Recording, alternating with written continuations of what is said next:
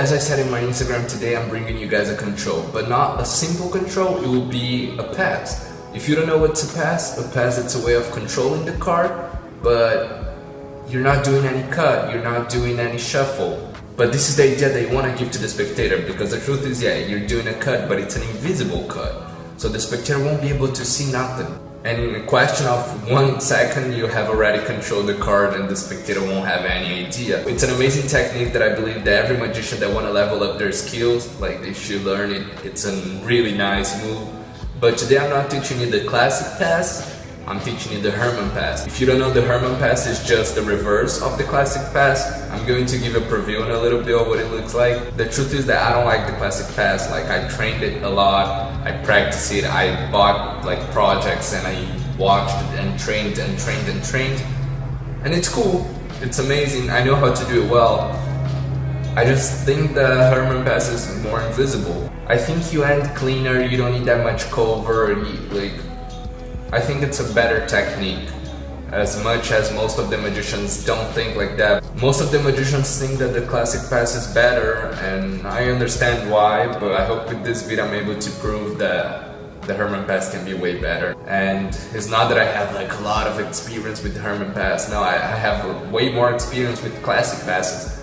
But lately I've been doing the Herman pass and I've been noticing such a big difference in the quality of the control. I end up realizing that the Herman pass is way better than the classic pass.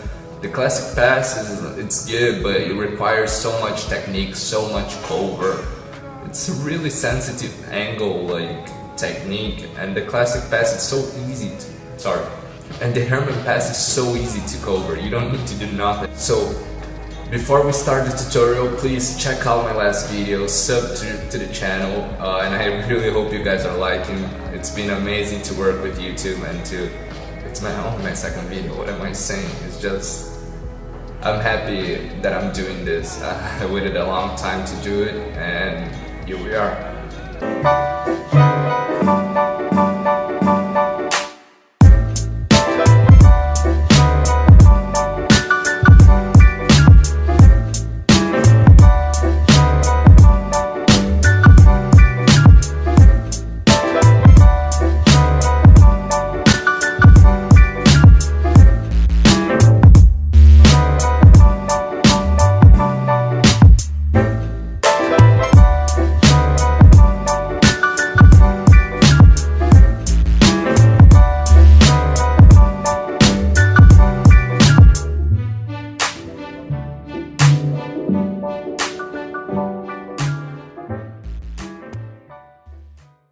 So now I'm going to teach you how to do the Herman pass. The mechanics, they're not that hard, but obviously it will take some practice and some time. It's easier than the classic pass. So I'm going to show you really quick the idea behind the classic pass, and then I'm going to explain you the Herman.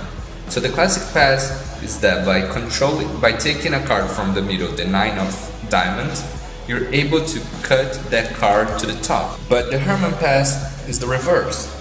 The Herman pass is taking the bottom and pushing it to the top. So the Herman pass, I would prefer to do it from this angle, and it will go something like this. I would pick a card from the middle of the deck, let's say the other joker, right? And I put it something in the middle, and while I'm talking with the spectator, just a question of snapping my fingers and your card is already controlled to the top. Now, the classic pass, you're pushing the top half to the bottom and covering up with however you want. The truth is that the classic pass is just like this. The Herman pass is this. The cover that I use for the classic pass, it will be the dribble, right? You can either dribble or square up the deck. I prefer to dribble it, but for the Herman pass, I don't need that much cover. The only cover that I do, it's this. It's the only thing that I do is take half and put it like this, while I'm pushing this part back and readjusting. And I take my hand off, because when you're holding like this, you take your hand and your hand kind of covers for like a little second, like you're holding, you go like this. So this little second that I'm taking my hand off, I already did the cut. So the cards are coming here, and then I take my hand off. And this makes it clear because people won't expect you to do things with one hand. So for example, let's say we take here the king of clubs, right?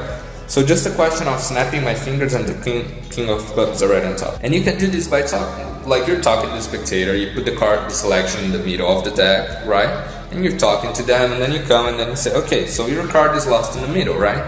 And your card is already controlled. So I'm going to teach you step by step how to do the Herman pass. First of all, you need to get a selection. You can either get a selection from a riffle, from a dribble, or from a spread. Let's say you get it from a spread. It's better because you have more excuse to square up the deck and do the move, right? Here you will be spreading the cards and you will take any card that you want. Let's say the 6 of hearts.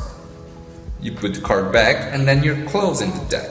But you're saving the card in the break that I taught in the last class. So you're saving the card. So when you put your hand over it, you can put your finger inside. Your pinky will be inside of the break.